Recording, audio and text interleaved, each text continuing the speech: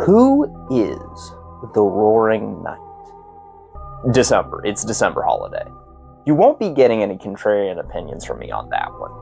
However, there's another question about the Roaring Knight that I don't see nearly enough people asking.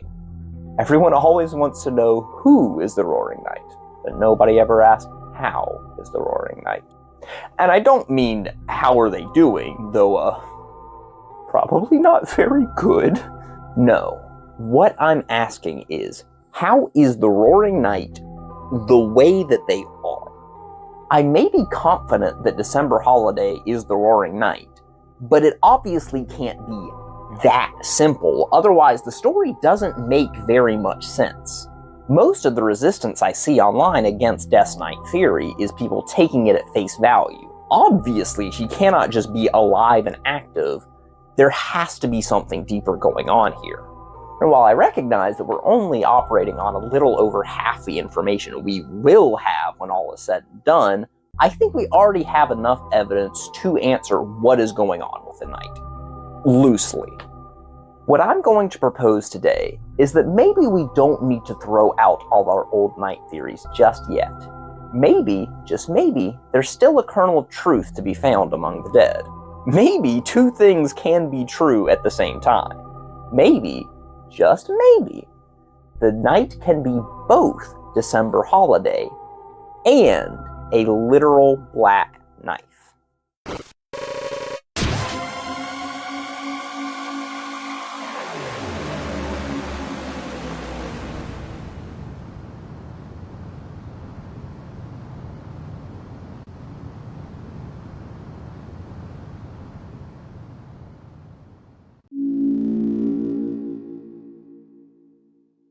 Let me hit you with a take that is simultaneously so centrist and so out there that it's probably going to make almost everyone mad.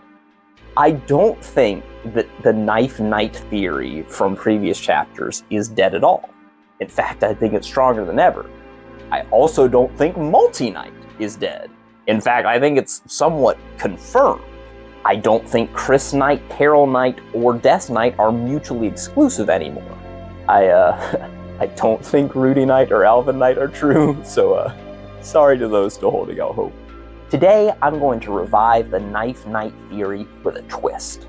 I'm also going to rename it to Black Knife Theory, because duh. Now, this is not a theory I exclusively came up with. Lots of people have been talking about this, I think mostly on Reddit, but it is a theory we did come up with on our own through our own reasoning. And I do have enough interesting things to say about it that I think it'll be worth your time, so stick around to the end. I think you'll probably be able to guess what the twist is, but let's just start out by giving you the pros and cons of Black Knife theory on its own before the twist.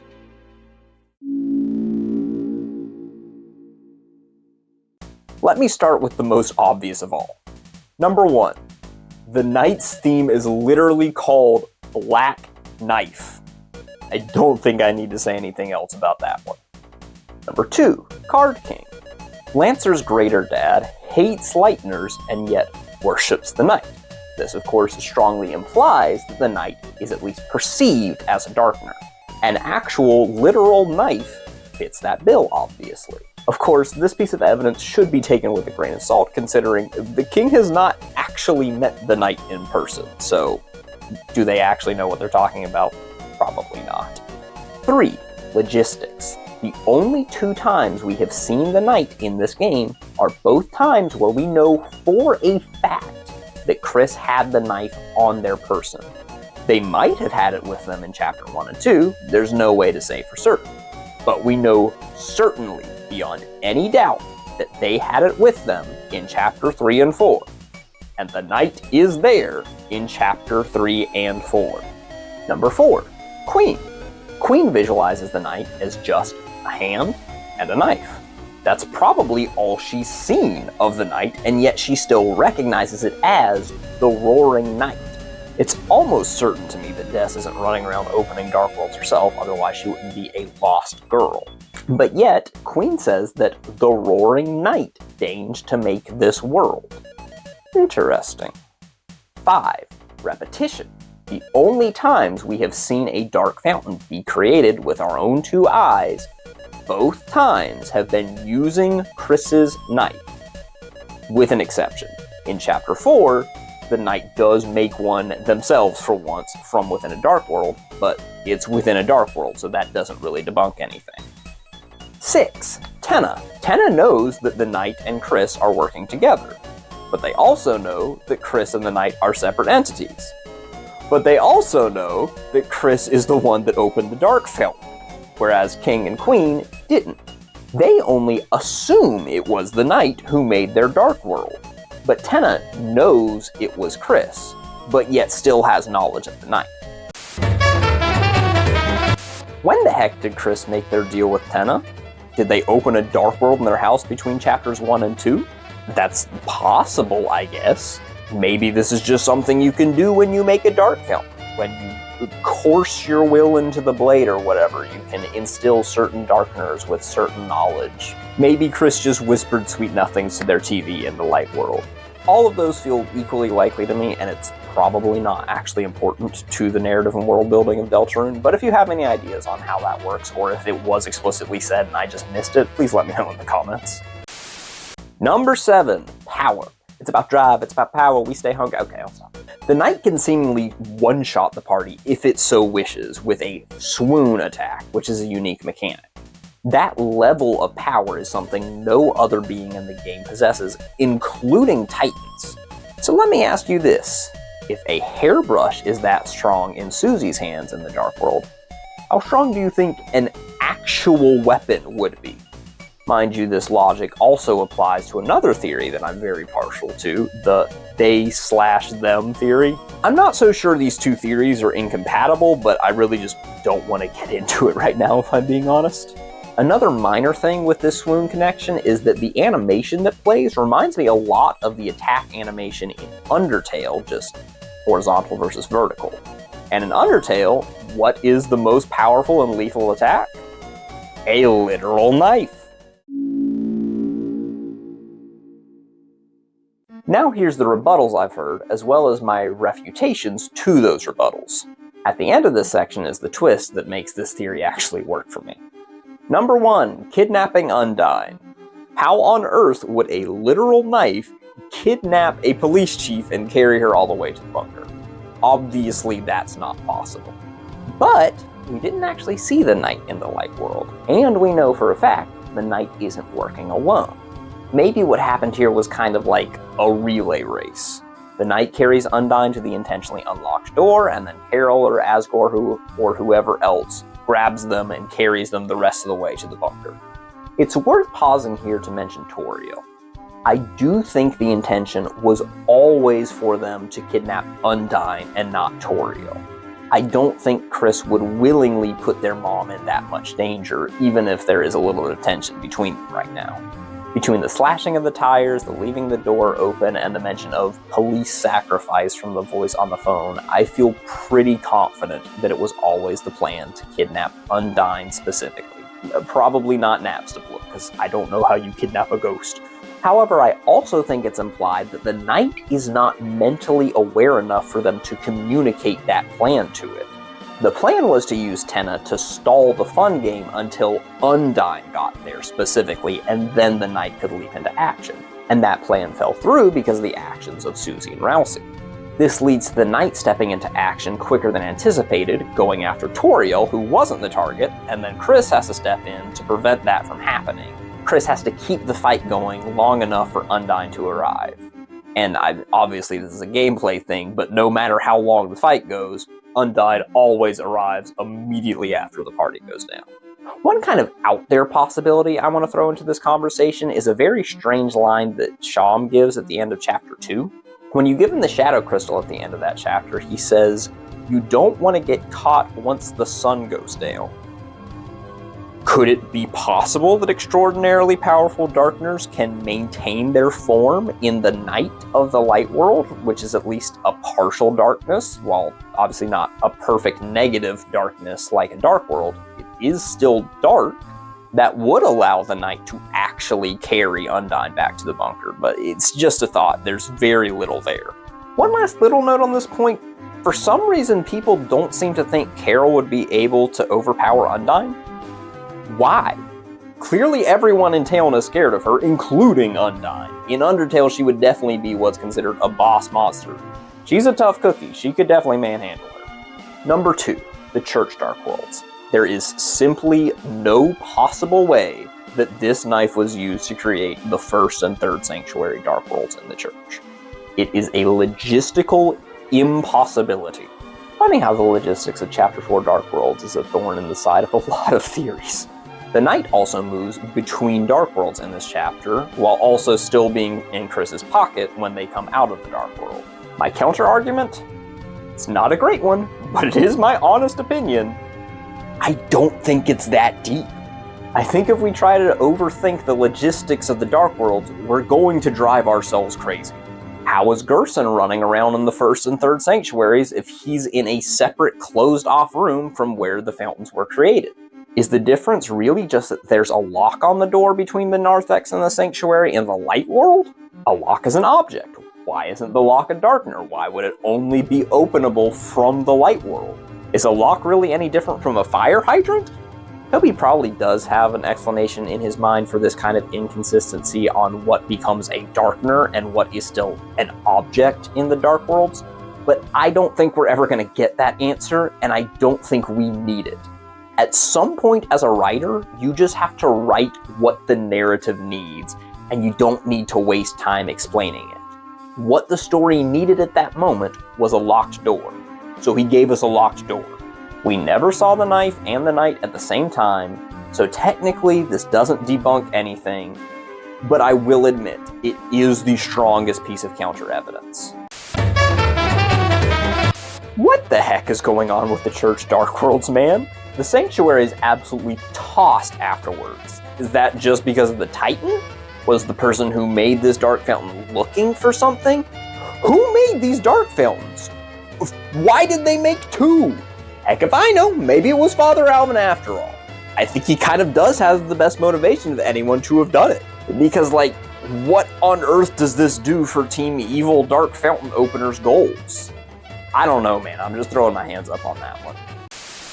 Number 3, Infinite Shadow Crystal Glitch. Okay, this one is just something that bothers me about the narrative in general. If Chris is seemingly so personally invested in the Shadow Crystals, the secret bosses, freedom, all that, and they have a knife in their pocket that they can just break off a piece and have a Shadow Crystal, then what are we going after the secret bosses for? We can just have as many Shadow Crystals as we want. But of course, this problem persists even if the knife isn't the knight. Either way, Chris has access to the knight and could just get Shadow Crystals from them. Maybe that's what's going on with Asgore. This again could just be something where it's not that deep, but I actually do think I have a better narrative answer for this.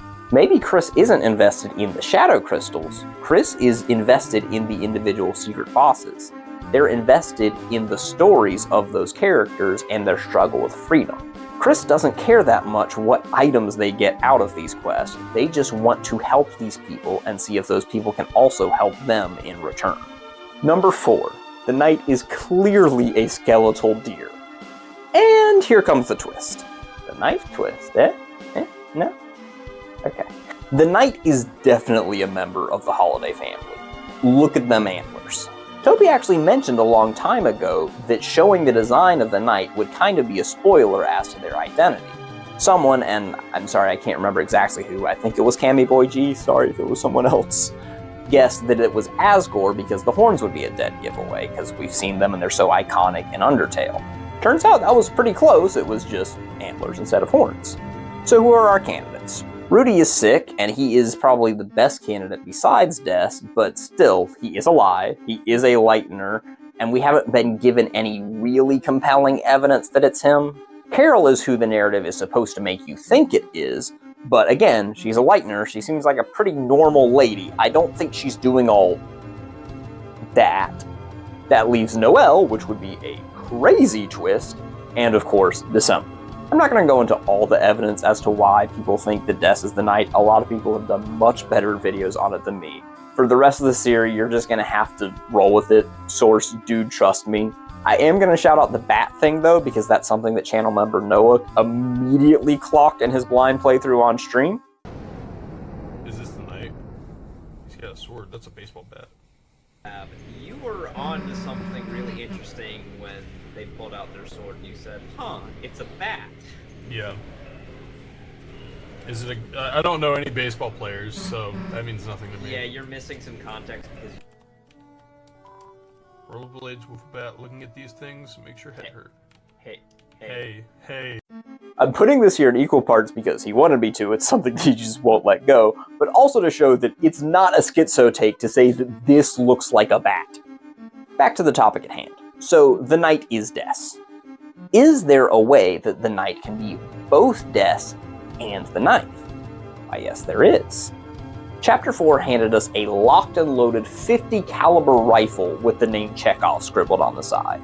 That gun being Gerson Boone. Chapter 4 introduced us to the concept of dustners, a darkener formed from an object covered in the dust of a dead lightener.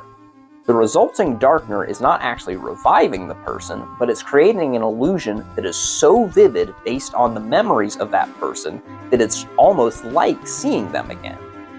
However, they can only be made under very specific darkness. We see from Susie's attempt to reach Gerson that doing it wrong can have very disastrous and dangerous consequences. Do you see where I'm going with this yet? We interrupt this theory to take a brief moment to reflect on the why of the knight again. Obviously, the motivation behind the character's actions in Deltarune is very important to me. Just check out our last video on W.D. Gaster.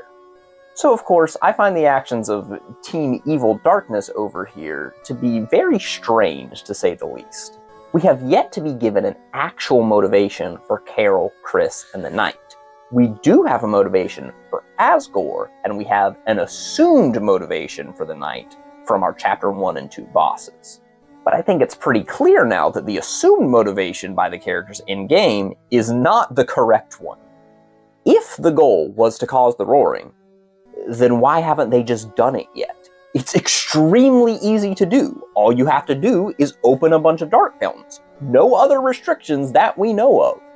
As we've seen throughout the game, they can obviously do this without any resistance. All of the Lancer fan club's actions have been reactionary, closing dark fountains, but they can't do squat to prevent them from just opening them. So if the motivation is not to cause the roaring, and the prophecy clearly states that their actions is going to cause the roaring, then whatever they're doing must be pretty worth it to take that risk. Remember, the prophecy is a light world thing. Carol knows about it, so there must be some greater reason for her to be taking this dangerous action again and again. There has to be some motivation for them to open dark worlds, keep the soul around, all of that. Keep all that in mind moving forward. Now we have to get from point A to point B. How can Chris's knife result in a Dustner of December holiday? This is the point where we have to switch from actual evidence-based theorizing to narratively satisfying speculation. I'll present a couple options for what I think could have happened, but let me know in the comments if you have any other ideas on how you can make this theory work. Option A. Chris killed Des.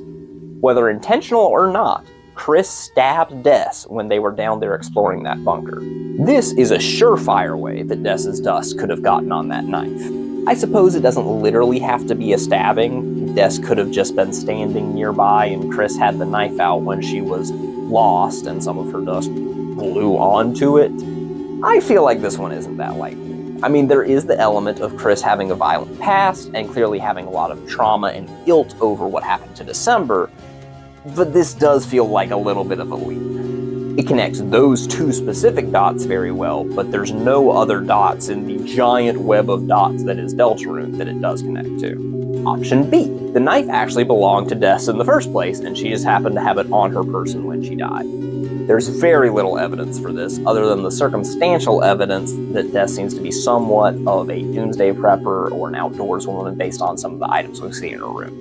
But given that we do know that about her, it does seem natural to me that she would want to carry a knife into somewhere dangerous like the bunker. Now, by that same logic, it does feel more natural to me that she would carry her bat with her into the bunker, but we also see in Chapter 4 that the bat is both broken and safe and sound in her room, so I really don't think it's the bat. Option C. The knife is a shadow crystal, or black shard if those are the same thing. Yeah, okay, this one's a crack theory, but it's a good one, so hear me out. It's much more likely that Des was gasterified than just dying outright. She was probably shattered across time and space and trapped in between in the same way or very similarly to how Gaster was. In the secret gumball machine area in Chapter 3, we get a room between tying December to the shadow crystals. In Undertale, we get a line from one of the Gaster followers saying something to the effect of, "I'm holding a piece of him right here." What if shadow crystals are those pieces? Maybe that is what happens to you when you get gasterified. That would explain why Chris is pursuing them. It would explain why Asgore has one. It would explain why the knight is seemingly made out of them. It just kind of works. Maybe the other fountains we see that presumably weren't opened with Chris's knife were opened using other black shards. Of course, the problem with this theory is that there is just no evidence for it other than those two very circumstantial things that I brought up. But it is really satisfying. But okay, that just answers the mechanical question of how is the knight? She is some kind of imperfect Dustner. We still need an answer for how it is they came into the position that they are in now, and I think that ties back into our little sidebar on Team Evil Darkness's motivations. The knight is a Dustner, but an imperfect one. They didn't have the burial snow globe thing like what we see with Gerson in Chapter 4. The goal is simple: revive December Holiday, see your daughter again, right your wrongs, prove you aren't crazy. But the result is much closer to what happens when Susie tries to revive Gerson in Chapter 4. For many reasons, they just can't get it right. But for very obvious reasons, they're not going to give up, even if it means risking the roaring. They'll keep opening new fountains, trying new techniques, anything to bring December back. But obviously they don't want the roaring to happen. And that is why they need the soul. That's why they need Chris. So that Chris and us can go around cleaning up the mess that they made with these experiments trying to revive Des.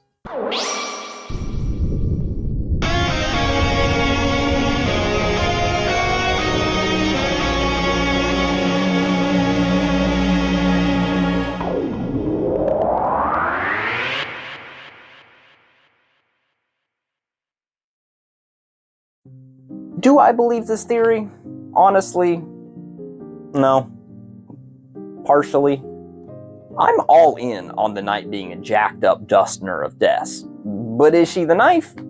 Probably not. I use the knife more so to prove a point. Don't throw the baby out with the bathwater when it comes to dead theories. There might still be an important element of truth to be found in it. Chris Knight wasn't true, except it kind of is in every way that actually matters. Multi-Knight wasn't true, except it very much is in every way that actually matters.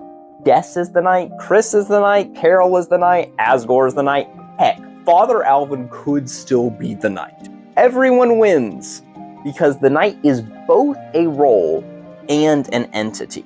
We get to have our cake and eat it too. There is an actual knight for us to have cool thematic fights against in the game, and we can also have a bunch of different people running around opening Dark Worlds as the narrative kind of demands.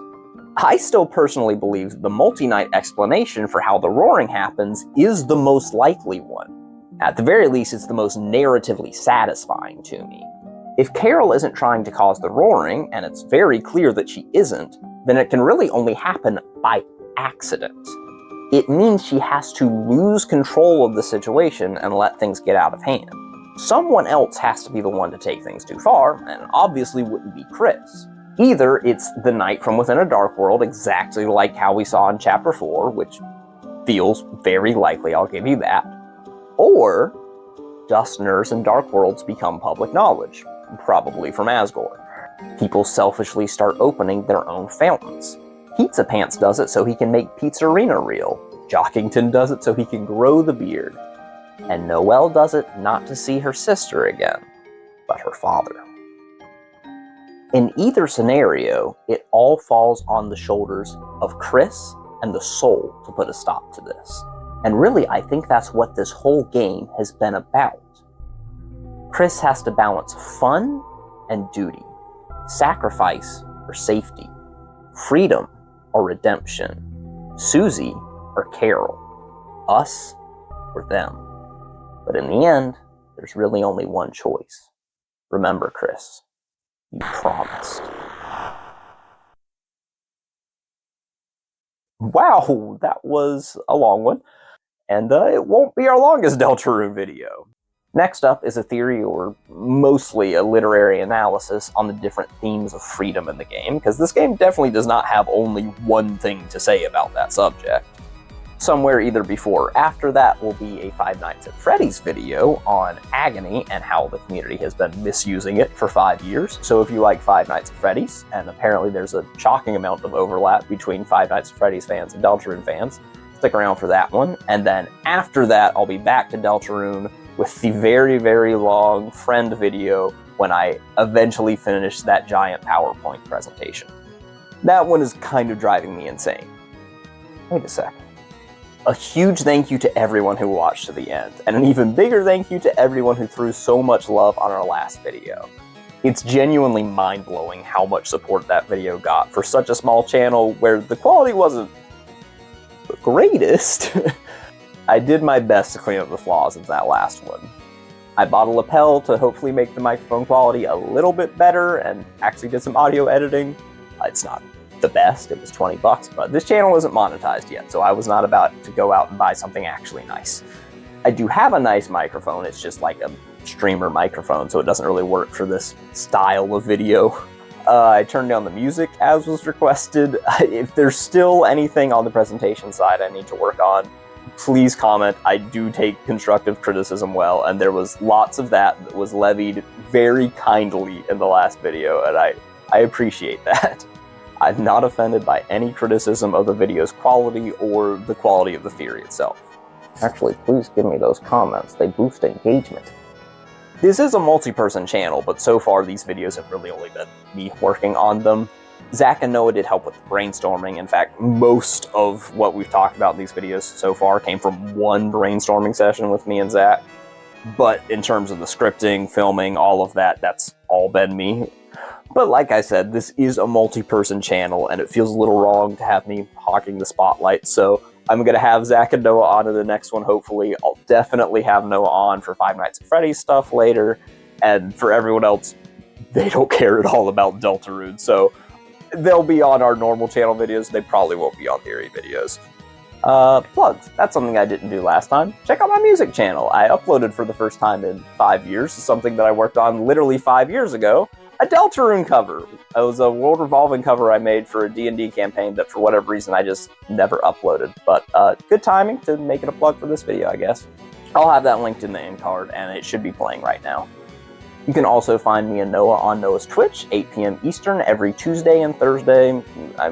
We miss sometimes, but you know how streamers are. That's at the Jinkman on Twitch. I'll have it linked in the description below. I don't think I can put it in the card. I'll link it whatever ways I know how to. He should still have his VODs up of his blind Deltarune playthrough. He was playing through 1 through 4 for the first time ever, and I kind of walked him through it. Right now we're playing through Baldur's Gate 3. Come through and hang out. It's a fun time. And I know I said in the last video that this wasn't going to become a theory channel, but that was before that video got 10,000 views in less than 24 hours. Because of all the support, excitement, and ideas we got from everybody in that one, I'm going to try and keep the quality content train rolling for as long as I have ideas. That said, don't be alarmed if you see us upload a meme or an animal video. I will let you know when I am out of ideas for theory content. Until then, make like, make comment, make subscribe. Bye!